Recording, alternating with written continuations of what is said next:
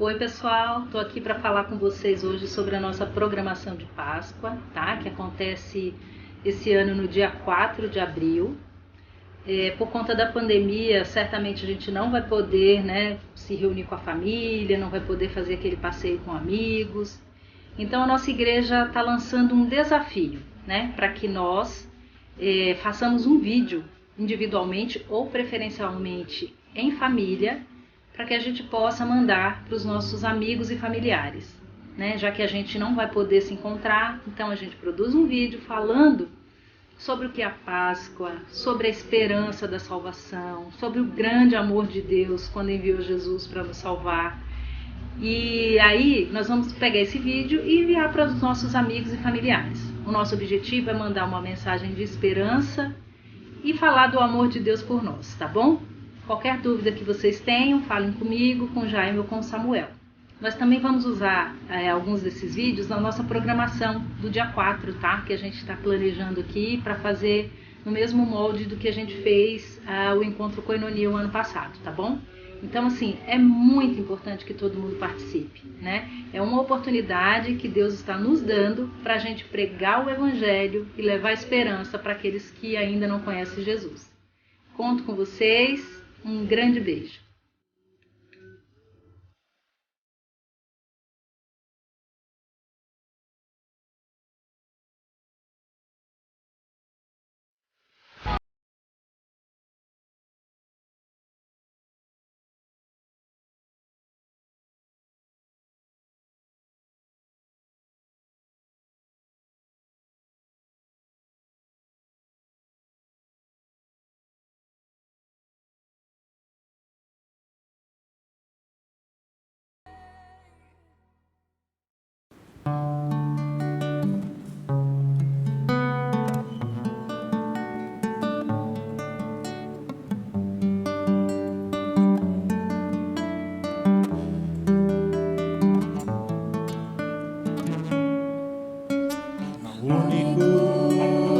Digno de receber a honra e a glória, a força e o poder ao Rei eterno, imortal, invisível, mas real. A Ele ministramos o louvor.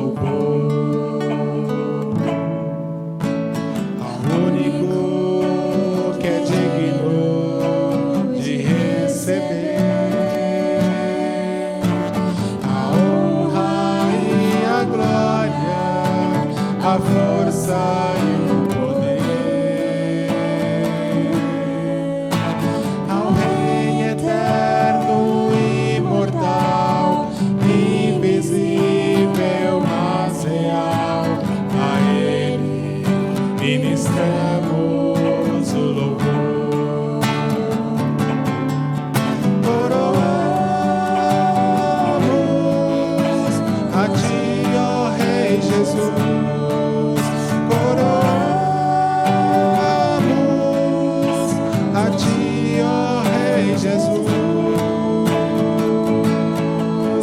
Adoramos o Teu nome, nos rendemos aos Teus pés, consagramos todo o nosso ser a Ti. Coroamos a Ti,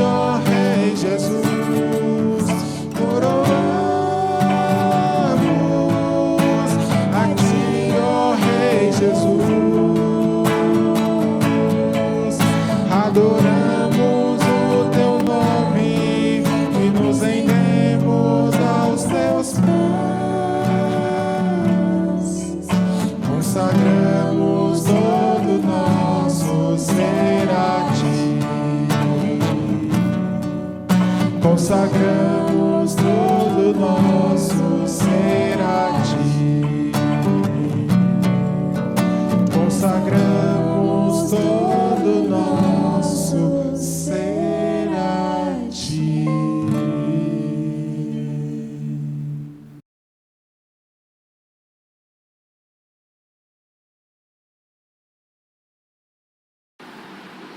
Amados, a paz, que Deus abençoe sua vida, que Deus abençoe esse dia aí que nós estamos tendo mais uma vez, pela graça de Deus, pela sua fidelidade que se renova para conosco, né? Que o Senhor sempre nos abençoe com a sua graça, com a sua paz. E eu espero que nesse momento que nós vamos compartilhar novamente a palavra de Deus, ainda nesse tempo de pandemia, né, nós estamos estudando a primeira carta do apóstolo Pedro, né? E nós vamos continuar hoje com a nossa exposição. Mas eu não queria começar a nossa exposição sem antes orar e pedir de todo o coração e com temor a Deus que de fato Ele abra nossa mente, nosso coração para o que nós vamos estudar e pensar, refletir hoje, nessa manhã, tá bom? Então gostaria que você que está aí nos assistindo, talvez nos ouvindo, você abaixe sua cabeça, feche seus olhos, nós vamos orar ao Senhor. Amado Deus e Pai, nós te louvamos e te agradecemos mais uma vez por esse dia, por essa oportunidade que nós temos em Cristo Jesus, de ainda longe estarmos reunidos, Senhor, por meio das mídias sociais, por meio dessas ferramentas que o Senhor nos deu, para cultuar o Teu nome, para cantarmos, para orarmos, mas também para refletirmos sobre a Tua palavra. Gostaria, Senhor, de te pedir nessa manhã, por mim, por todos os meus irmãos, para que o Senhor perdoe os nossos pecados, o Senhor nos abra a nossa mente, o nosso coração, e que nós não tenhamos nada, Senhor, que venha nos e não permitir, Senhor, entender a Tua palavra e compreender e aplicá-la para a nossa vida.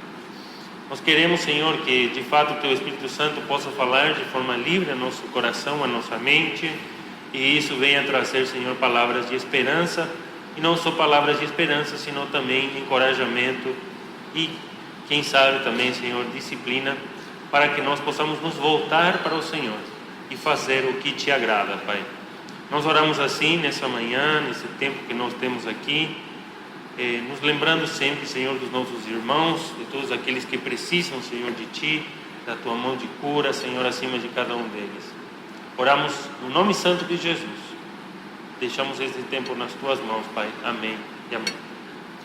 Irmãos, eu gostaria que vocês abram suas Bíblias comigo, lá em 1 Pedro, no capítulo 1, nós vamos continuar o verso 3 até o 5.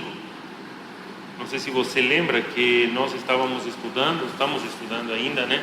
A carta de Pedro. E essa carta está direcionada às pessoas que estão na diáspora, né? Na peregrinação, ou mesmo pessoas que estão espalhadas por todo o mundo naquela época no Império Romano. Essas pessoas estavam espalhadas, muitas delas sofrendo perseguição, sofrendo angústia, sofrendo fome, sofrendo várias necessidades, e a elas é que o apóstolo Pedro irá escrever a sua carta. O propósito principal da carta, como nós tínhamos falado, é a vitória em meio à provação. Mas um ponto essencial para nós considerarmos, onde nós podemos ver, de fato, o princípio, né? O objetivo que Pedro tinha ao escrever essa carta. Ele vai dizer assim, lá em 1 Pedro 5,12, diz o seguinte: vos escrevo encorajando-os, testemunhando que esta é a verdadeira graça de Deus. Mantenham-se firmes na graça de Deus. O objetivo maior de Pedro nessa carta é justamente que nós cristãos, ou que aqueles cristãos e também nós, né, nos mantenhamos firmes na graça de Deus. Pedro escreve sobre a verdadeira graça de Deus e ele encoraja os cristãos a ficarem firmes. Mas firmes por quê? Justamente porque em tempos de angústia, justamente porque em tempos de frustração, em tempos de dor, em tempos de perda, muitas vezes nosso costume é o qual? Procurar qualquer solução. Aquilo que mostre para nós a primeira luz de esperança é o que nós colocamos e nos atrevemos a ter por como Deus, entenda Deus, nosso Salvador, sobre as nossas vidas. E assim muitas vezes nós antepomos outras coisas perante Deus quando nos apegamos a qualquer qualquer coisa, né, que possa ser de fato um fundamento. Mas Pedro vai dizer: é importante que nós consideremos em que está baseada a vida cristã.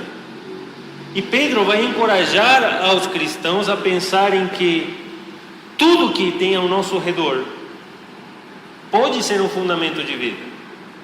Exemplo: você pode fundamentar sua vida em construir um grande patrimônio, né? Você constrói essa sua vida em função a esse patrimônio grande que você quer conseguir.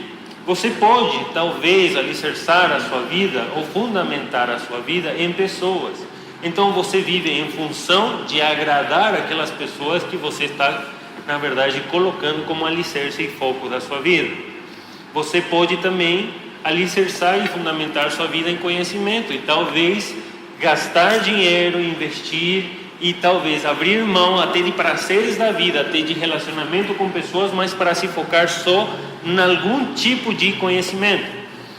Enfim, irmãos, existem muitos fundamentos e alguns deles também pode ser o prazer.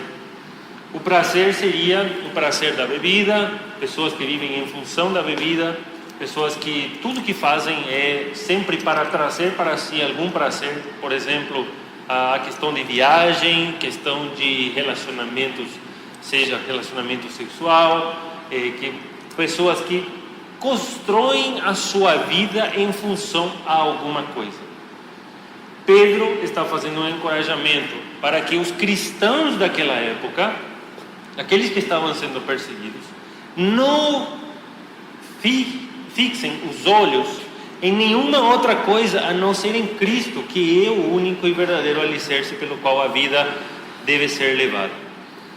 Nós também falamos de que, para começar a encorajar os cristãos, Pedro começa falando da certeza da salvação. Uma coisa que nós, ainda mais nesse tempo de pandemia, precisamos ter. Tenho visto, tenho ouvido, tenho lido, tenho ouvido muito sobre pessoas que passam por momentos de frustração, de choro, pranto, de desespero. Não estou falando de crentes agora, tá? Estou falando de pessoas do mundo que, quando vêem uma situação que parece uma anarquia como a que nós estamos vendo, ou que tudo caminha para isso, as pessoas se desesperam. E trazendo um paralelo, né? Lá do primeiro século, qual era a situação que os cristãos estavam vivendo? Era uma situação de perseguição, onde tudo que você tinha construído em algum momento, talvez qualquer pessoa podia passar e pegar. Pessoas, eu disse e comentei domingo passado, que algumas pessoas até recebiam uma recompensa para acusar alguém pelo que as outras criam. Se alguém era um cristão, era acusado por outro alguém, esse outro alguém recebia até dinheiro, gente, imagina, para poder acusar o outro, e você perde sua liberdade de expressão, sua liberdade de ter suas coisas, sua liberdade de se relacionar com pessoas. Então imagine como era a situação também emocional daqueles cristãos. Pois é, sendo assim, Pedro começa falando sobre a obra da salvação. A obra da salvação foi planejada por Deus, foi executada por Jesus Cristo, isso você pode ver no verso 2, e nem continua sendo feita a obra da santificação por meio do Espírito Santo. Ou seja, a garantia da nossa salvação, daqueles que creem em Cristo Jesus e colocam Ele como alicerce principal da sua vida, está garantida pelo mesmo Deus. E o Deus que é triuno, ou trino, né? Por isso, irmãos, hoje eu queria continuar com vocês falando sobre Pedro. 1 Pedro capítulo 3, verso 5. 1 Pedro capítulo 1, verso 3 até o 5. Espero que você já tenha aberto sua Bíblia ali, a gente vai prosseguir com a exposição. Diz assim: bendito seja o Deus e Pai do nosso Senhor Jesus Cristo. Conforme a sua grande misericórdia, Ele nos regenerou para uma esperança viva, por meio da ressurreição de Jesus Cristo dentre os mortos. Eu tenho 3 pontos que queria lidar com você, e a primeira ideia é a seguinte: a compreensão verdadeira do tamanho da graça de Deus deve trazer esperança para a minha vida. A compreensão do tamanho da graça de Deus deve trazer para mim esperança de vida, tá? Ou esperança para a minha vida, como você queira anotar ou considerar. Irmãos, o texto diz assim: bendito seja o Deus e Pai do nosso Senhor Jesus Cristo. Está se referindo a Deus Pai, que conforme a sua grande misericórdia nos regenerou para uma esperança viva, por meio da ressurreição dentre os mortos. Irmãos, essas palavras são muito lindas e bonitas de se ouvir. Bendito seja Deus e Pai do nosso Senhor Jesus Cristo, conforme a sua grande misericórdia. Eu quero parar ali, grande misericórdia, porque ele está dizendo que a grande misericórdia de Deus é o que deve me preservar com uma esperança à vida.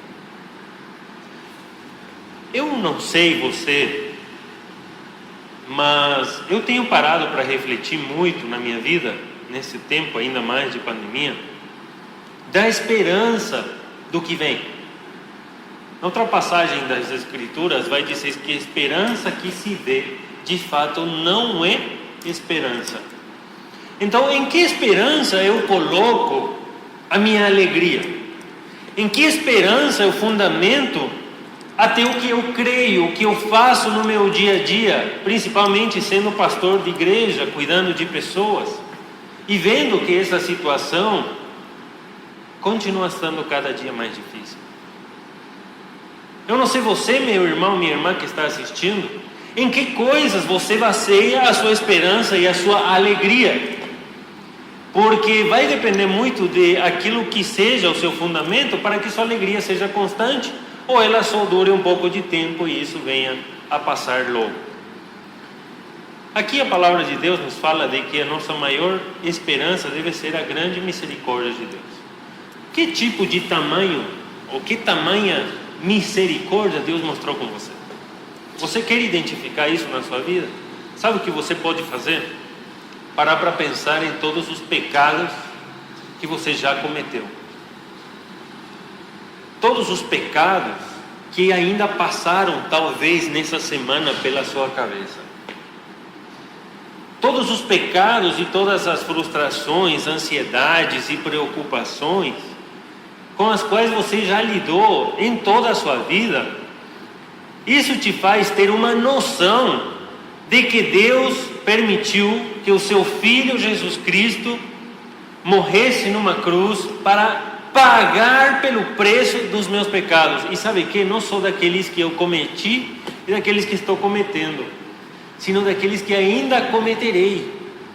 Então imagina quão grande é a graça de Deus que tem se manifestado sobre a nossa vida, que Deus traz uma certeza plena para aqueles que colocam nele a sua esperança. Lembre-se que toda vez que eu falo a palavra esperança, estou dizendo especificamente onde você fundamenta a sua vida e tudo que você faz, por que você faz, para onde você está caminhando e como você está caminhando. Os leitores estão sendo aqui encorajados a louvar e abençoar o Deus Pai, conforme o tamanho da misericórdia que Ele tem demonstrado para com cada um.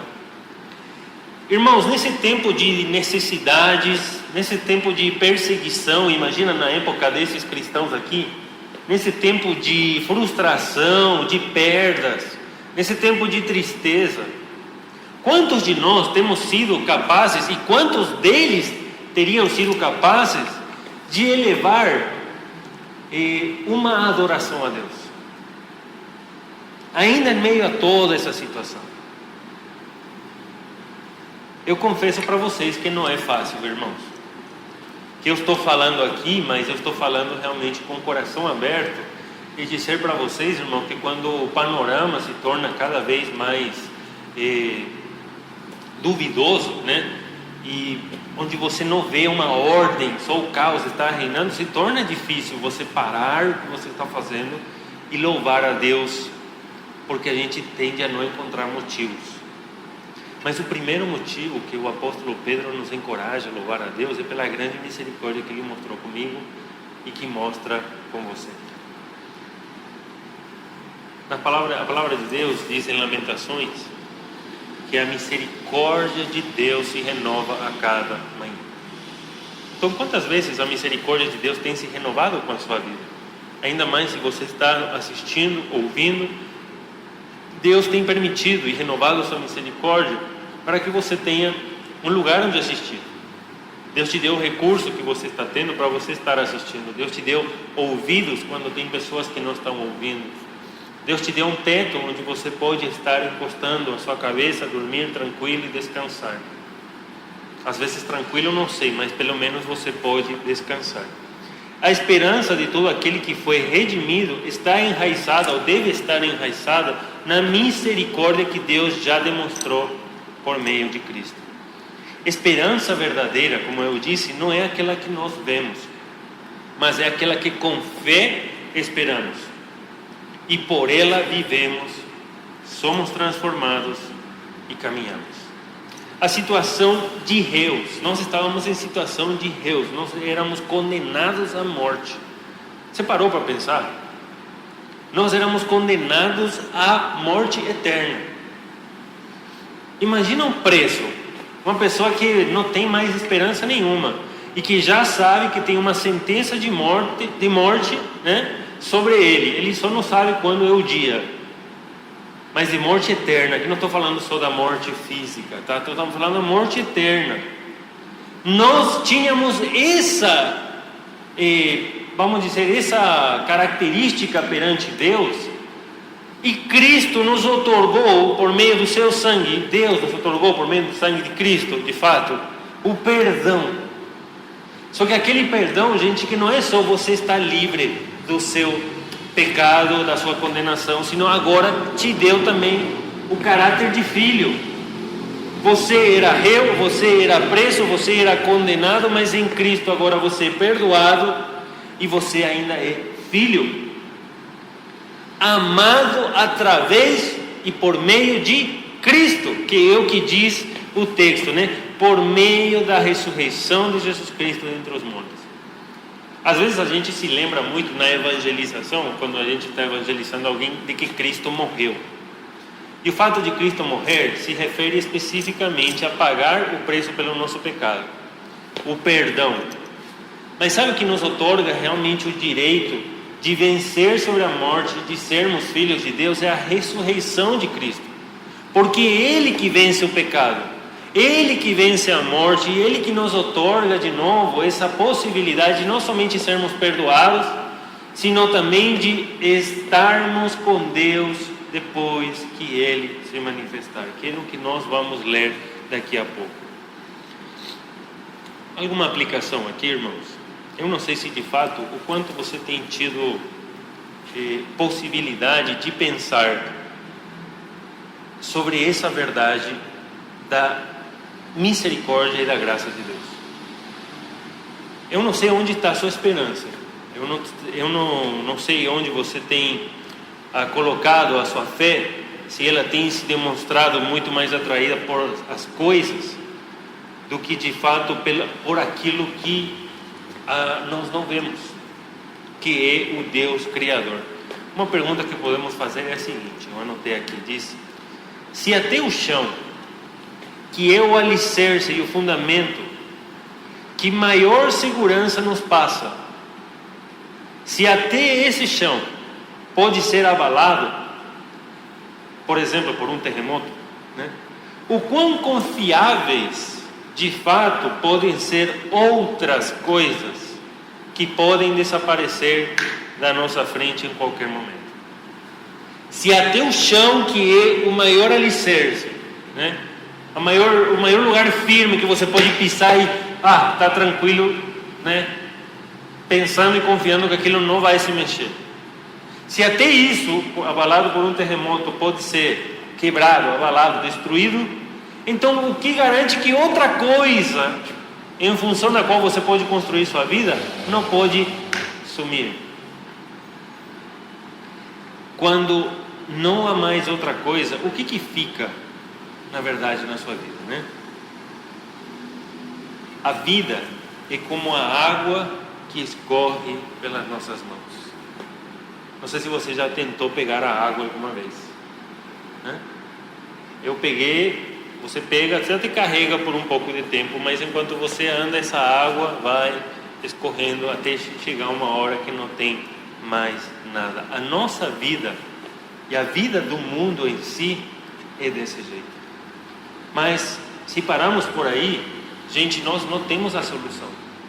Só que a palavra de Deus e o encorajamento de Pedro, até para aqueles cristãos que estavam passando por um momento de tremenda necessidade, se foque em qual é a sua esperança. E qual é essa esperança, pastor? Verso 4, Pedro vai falar da herança. Pedro vai falar de que nós, né, na verdade, por Cristo, fomos reconciliados para uma herança que jamais poderá perecer, macular-se, isso quer dizer sujar, né, ou perder o seu valor. Uma herança que está guardada nos céus para vocês. É o que Pedro disse para os seus leitores. Irmãos, em que nós temos basado, na verdade, a nossa esperança? Existe uma esperança que não é nada vazia, tá? Que está vindo. Uma esperança, gente, que não é aquela visão católica, desculpa aos católicos, mas que muitas vezes nos é ensinada e que fica muito na nossa cabeça, porque filmes, revistas, leituras são feitas em função a esse tipo de ensino. A nossa esperança, irmãos, não é de você virar um anjinho que vive sobre uma nuvem tocando uma harpa e cantando. O céu não se resume a isso. Às vezes, e aqui é um chamado de atenção, gente, às vezes pela falta de estudo e vontade e curiosidade pela palavra de Deus, a gente começa a abraçar qualquer coisa que alguém fala, e a gente se apega àquilo e faz uma comparação com a nossa vida aqui, e a gente diz assim: nossa, eu tenho que aproveitar essa vida o máximo que dá, porque quando terminar essa vida, eu vou estar lá no céu, e vai ser chato. Eu não sei como as pessoas podem pensar isso, sendo que, primeiro, não pode ser chato porque o Criador vai estar lá, né? E segundo, gente, nós não paramos nem para pensar o que de fato Deus quer que eu faça nessa vida em função daquela que está vindo. Dizia para minha esposa essa semana quanto a gente se apega a essas coisas materiais do mundo, justamente pela falta de noção do que nos espera. E a palavra de Deus, ela nos dá detalhes assim muito claros sobre tudo que nos espera, mesmo porque a esperança está naquilo que nós não vemos, né, irmãos? E a maioria dos homens da palavra de Deus que viu coisas que o olho humano não consegue descrever, coisas que ouvido não ouviu, olho não viu, né? Nem mente alguma pensou, considerou, são as coisas que o Senhor tem para aqueles que o amam. Uma recompensa, gente, que, como diz aqui, não pode perecer, não pode macular-se, perder o seu valor, herança guardada nos céus para vocês. Eu não sei quantos de vocês têm medo do livro de Apocalipse, mas interessante que o livro do Apocalipse ele vai começar com uma declaração de Jesus Cristo e depois com umas cartas para as igrejas. E nessas cartas para as igrejas, irmãos, tem algumas das coisas que o Senhor promete para aqueles filhos que de fato são fiéis a Ele. Gostaria que você pare um tempo na sua casa, não sei se agora, depois do culto, ou mesmo durante a noite, durante o seu devocional nessa semana, né? E você leia as recompensas que estão guardadas e as condições para essas recompensas. Entenda uma coisa, a salvação ela não é condicionada às minhas atitudes, mas todas as recompensas que estão guardadas para os filhos de Deus, elas têm o quê? Uma condição, um estilo de vida, um tipo de critério que Deus coloca para os seus filhos. Um professor me disse uma vez, não sei se vocês repararam já nisso, mas nem todo filho, por ser filho, é herdeiro. Eu vou deixar isso aí para você considerar e pensar. É aquele a quem o pai dá a sua graça, mas é aquele que também tem o caráter aprovado para assumir a posição que lhe toca. Em muitas das parábolas, o Senhor Jesus Cristo vai falar de recompensas, e vai falar que as recompensas são dadas segundo as nossas atitudes, segundo as nossas ações. Só que, imagina, as nossas ações não podem ser aquelas ações que nós fazemos muitas vezes com as pessoas, interesseiras, né? Não, estou fazendo isso aqui para receber lá na frente. Não, eu simplesmente faço por amor a Deus. Quero fazer um parênteses aqui. Uma vez a minha irmã fez uma pergunta para mim, e ela disse o seguinte, falou assim: Samuel, quando eu estou vivendo essa vida cristã, eu não estou sendo interesseiro, quando eu só quero fazer as coisas boas por querer recompensas? Eu falei para ela: olha, querer recompensa é muito bom, mas não pode ser a motivação pelo qual nós fazemos a nossa vida cristã, né? Senão estamos parecendo simplesmente cachorrinhos que querem alguma recompensa. E se Deus não me der alguma coisa, né, eu vou ficar bravo. Só que o interessante que a gente desconsidera nessa conversa é que Deus conhece o nosso coração. E Deus sabe que até as coisas boas que você pode fazer com o intuito de querer uma recompensa, às vezes não é uma coisa boa. Está sendo para você se agrandar mais ou se engrandecer mais por cima dos outros. E eu não conheço o coração, mas Deus conhece. E quando Ele for julgar a causa dos homens, disse que tudo aquilo que está oculto vai vir à tona, até as intenções do nosso coração. Então, até as coisas que nós fazemos, devemos fazer com a motivação correta, por agradar mais a Deus e não aos homens. Quantas vezes em Mateus, quando você lê a continuação do Sermão do Monte, Jesus disse: quando você jejuar, não deixe visível, né? Não mostre para todo mundo, mas seu Pai que vem em segredo, Ele te recompensará.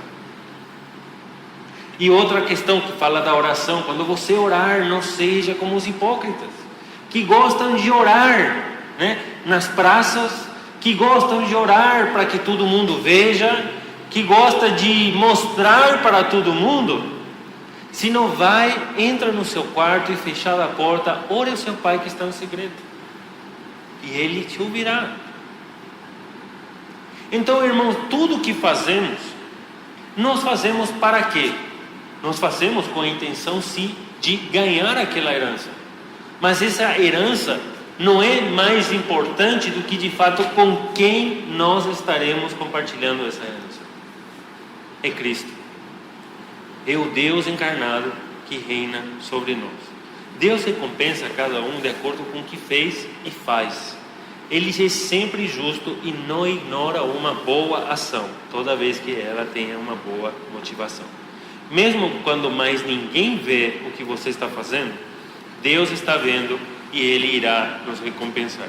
A verdadeira recompensa não depende do reconhecimento de outras pessoas, é o que acabei de dizer, né?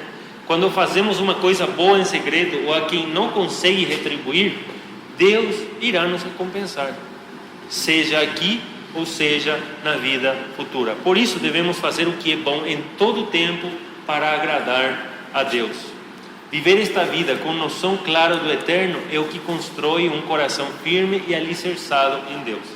Quando você tem uma noção correta do que te espera lá na frente, irmãos, eu tenho uma leve impressão que você vai viver essa vida com menos peso.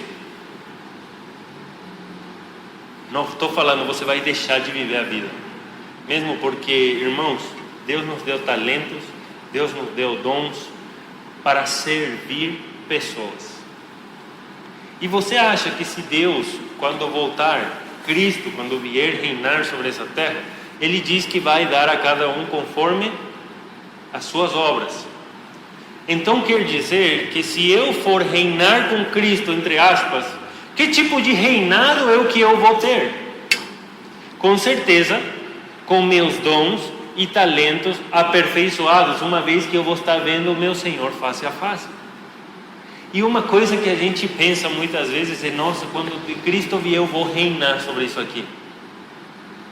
Só que os discípulos pensaram assim, e eles pensavam que iam reinar como o César estava reinando naquela época, abusando dos outros, né? Tirando proveito dos outros, se demonstrando melhor do que os outros, tendo mais direito do que outros. Mas qual foi o exemplo do reinado que Cristo nos ensinou? O reino onde o rei é aquele que de fato cuida e serve aos que amam. Então, que tipo de rei ou rainha eu serei de fato, se o meu caráter hoje não demonstra em nada a atitude de serviço e de amor do rei que hoje já é o meu Senhor? Será que Deus te confiaria uma parte dessa herança de fato, se as suas atitudes hoje em nada condizem com o amor desse rei, que é Cristo? Para refletir e pensar, irmão. E lembre-se, falar sobre as recompensas é importante, mas mais do que falar delas, a gente precisa saber o que é essa recompensa. Eu convido você, nessa semana, a pegar as 7 cartas da igreja no Apocalipse, né? São 7 igrejas. Estuda uma dessas passagens por dia, faça como devocional e veja as pequenas recompensas, se possível anote, risque, que Deus tem para aqueles que são fiéis, que são obedientes e que permanecem firmes em Jesus. Quando Pedro está falando para os crentes sobre manter a sua fidelidade, ele os exorta como a soldados a entender que existe uma recompensa muito maior. Mas também ele nos encoraja a entender qual é a motivação do nosso coração para tudo que fazemos. Aí ele termina da seguinte maneira, essa primeira parte, né? E que mediante a fé, mediante a confiança e o caminhar com Deus em Cristo, é que nós podemos saber que somos protegidos pelo poder de Deus até chegar à salvação, né? Ele está dizendo, vamos ler o texto 5, veja o que diz: que mediante a fé são protegidos, vocês, os leitores, né? Pelo poder de Deus até chegar à salvação prestes a ser revelada no último tempo. Eu te pergunto, se aqui salvação é salvação eterna, quer dizer que eu ainda não sou salvo? A minha salvação vai se apresentar só no final? Não está falando especificamente desse tipo de salvação aqui. A salvação que está falando aqui é a cura que Cristo irá trazer consigo na sua segunda vinda. A cura do que, pastor? Pois é, a cura do mal no qual jaz essa era, né? Esse mundo jaz no maligno. Cristo vem trazer a cura para o pecado, né? Cristo vem estabelecer o seu reino. Cristo vem estabelecer a sua paz, a sua justiça. Cristo vem realmente colocar o padrão de Deus acima da humanidade. E acima de tudo, irmãos, com a volta de Cristo, é que nós cristãos seremos transformados conforme Cristo é. É aí que nós, os cristãos, aqueles que permaneceram fiéis até a volta de Cristo, ou até o dia da nossa morte, veremos o nosso Senhor face a face. Então seremos como Ele é, sem pecado, limpos e, acima de tudo, transformados conforme a imagem de Cristo Jesus. Irmãos, qual é de fato a nossa esperança? Onde nós temos depositado de fato a esperança da nossa salvação? Interessante que aqui a palavra salvação é cura. E o que o mundo está precisando hoje, irmãos? O mundo está precisando de cura. Cura física, com certeza. Precisa da vacina? Claro que sim. Mas isso não resolve o problema do coração do homem. A maior cura que o mundo está precisando hoje se chama Jesus Cristo. E eu li uma frase essa semana que me fez refletir muito. Se você sair dessa pandemia para voltar a ser o que você era antes, com certeza isso tudo foi uma perda de tempo. Eu não falei essa frase, tá bom? Mas me fez refletir muito, gente. Algumas pessoas estão muito interessadas em que tudo volte ao normal. Mas qual era o seu normal antes da pandemia? Qual era a sua relação com Deus antes da pandemia? Então, irmãos, avalie, considere e pense onde você tem depositado a sua esperança. Sendo assim, abaixe sua cabeça, feche seus olhos, nós vamos orar ao Senhor. Amado Deus e Pai, Senhor, nós estamos perante a Tua presença, pedindo que o Senhor tome conta da nossa vida, nos lembrando da grande misericórdia que o Senhor já teve conosco, com aqueles que já Te reconhecem, que creem em Cristo Jesus como Senhor e Salvador. Mas ao mesmo tempo, Pai, se houver porventura alguém que não tem esperança, que esteja assistindo, nos ouvindo, que não compreende muito bem do que nós estamos falando, gostaria, Pai, acima de tudo, que o Senhor toque no coração dessas pessoas, para que nossa esperança, Senhor, não esteja colocada em nenhuma outra coisa a não ser em Cristo, em nenhum político, em nenhum tipo de remédio, que nossa esperança final não esteja colocada em algum tipo de mudança econômica, que a nossa fé não esteja colocada, Senhor, em pessoas, mas que nós possamos confiar em Deus, em que esse mundo de fato, Senhor, está caminhando para o abismo. Cada dia as notícias nos confundem mais e trazem muitas vezes menos esperança do que de fato motivos de alegria. Mas primeiramente, Pai, eu quero falar de Jesus Cristo, que foi esse homem que morreu numa cruz para derramar o seu sangue, para que todo aquele que nele crê não pereça junto com esse mundo, mas para que tenha a vida eterna, a oportunidade de se relacionar com o único e verdadeiro Deus. Eu peço também, Senhor, que a gente possa ter essa noção de que uma vez salvos, uma vez resgatados, uma vez perdoados, nós somos os Teus filhos. E como filhos de Deus, nós devemos viver, Senhor, para testemunhar e testificar da Tua graça, do Teu amor. E sendo assim, Senhor, nós teremos e temos ainda uma herança eterna que muitas vezes não valoramos, não valorizamos e não colocamos no lugar certo. Pai, coloca em nós essa fome, essa curiosidade, essa necessidade de entender o que é a recompensa que o Senhor tem guardado para nós. Sendo assim, Pai, nessa semana, peço que o Senhor continue a nos guardar do homem mau, nos livrando também, Senhor, dessa doença. E porventura, Pai, aqueles irmãos que têm tido essa doença do coronavírus, Pai, coloca a Tua mão sobre eles. Não permita, Senhor, que eles sofram, Senhor, menos ou mais do necessário. Peço, Senhor, acima de tudo, que a Tua paz, a Tua esperança esteja sobre a nossa vida, que se em algum momento nós temos tido muitos motivos de reclamação, nós possamos mudar esses motivos de reclamação a motivos de gratidão, porque a Tua misericórdia é boa e se renova conosco a cada manhã. Abençoa a nossa igreja, abençoa os nossos passos, abençoa a liderança, Senhor, abençoa cada família que faz parte dessa comunidade. Eu oro assim, Senhor, pedindo que o Senhor também continue guiando os nossos passos enquanto a Páscoa, enquanto a essa oportunidade de pregarmos o Evangelho.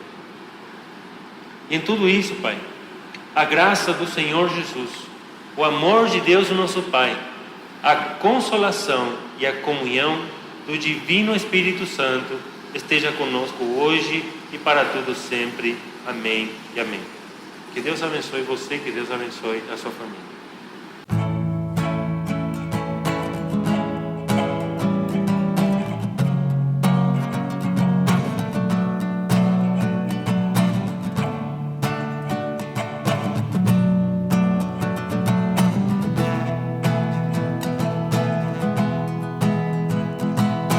Grandes são as tuas obras, Senhor Todo-Poderoso.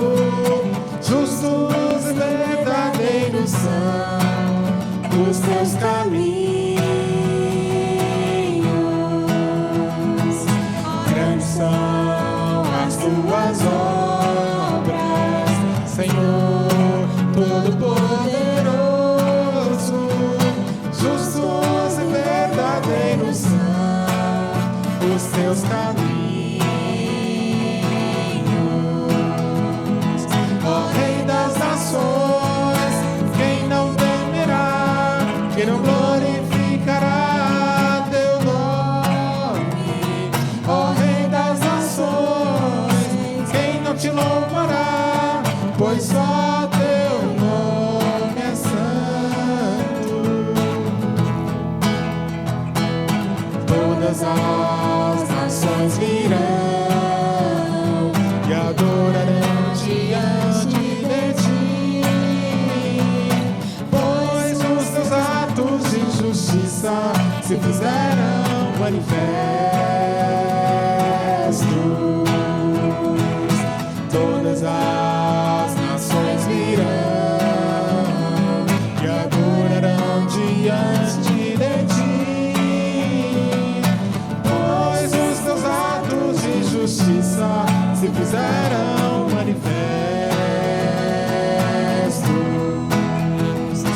Ó Rei das nações, quem não temerá, quem não glorificará teu nome? Ó Rei das nações, quem não te louvará, pois só teu nome é santo. Ó Rei das nações, quem não temerá, quem não glorificará teu nome? Ó Rei das nações, quem não te louvará,